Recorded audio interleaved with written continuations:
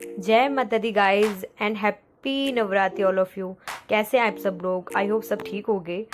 ये हम नवरात्रि का पहला दिन है, शैलपुत्री का। हम उसके बारे में पहला अध्याय पढ़ रहे हैं। ये मेरे जेठ जी हैं और उनके बच्चे, और ये मेरे हस्बैंड जी, और ये मेरी क्यूटी पाई दी की लड़की, और हम मिलकर पहला अध्याय पढ़ने जा रहे हैं। तो आप ज़रूर ध्यान से सुनिएगा।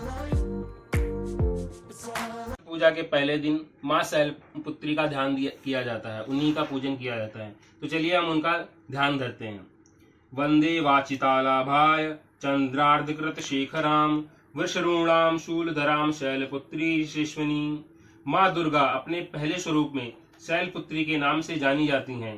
पर्वतराज हिमालय के वहां पुत्री के रूप में उत्पन्न होने के कारण इनका यह नाम शैलपुत्री नाम पड़ा था।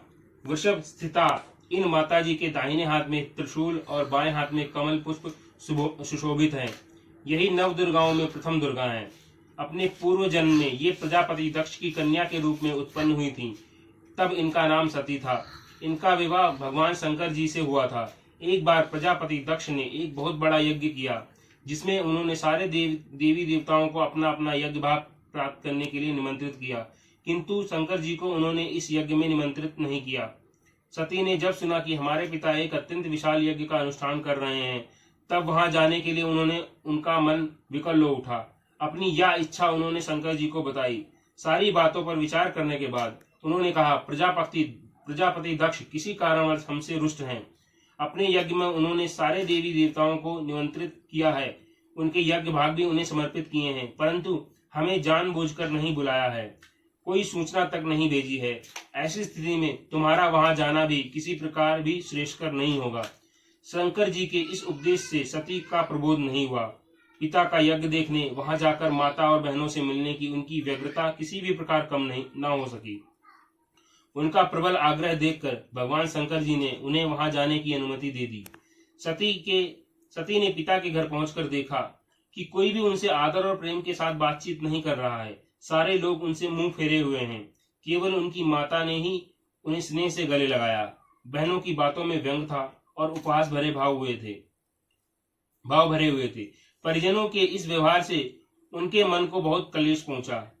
उन्होंने यह भी देखा कि वहां चतुर्दिक भगवान शंकर जी के प्रति किस प्रकार तिरस्कार का भाव भरा हुआ है। दक्ष ने उनके पति के प्रति कुछ अपमानजनक वचन भी कहे।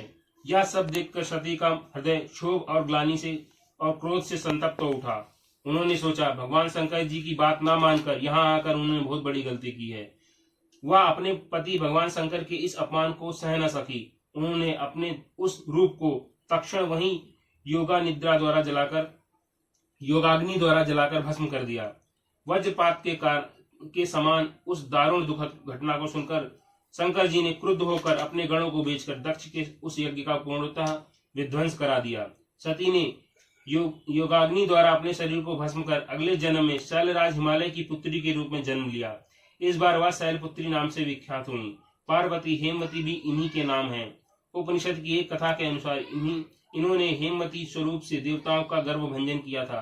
शैलपुत्री देवी का विवाह भी भगवान शंकर जी से ही हुआ। पूर्व जन्म की भांति इस जन्म में विवाह शिव जी की अर्धांगिनी बनी। नव दुर्गाओं में प्रथम शैलपुत्री दुर्गा का महत्व और शक्तियां अनंत हैं। नवरात्र पूजन में प्रथम दिवस इन्हीं की पूजा और उपासना की जाती है। इस प्रथम दिन की उपासना में योगी अपने मन को मूलाधार चक्र में स्थित करते हैं। यहीं से उनकी योग साधना का आरंभ होता है।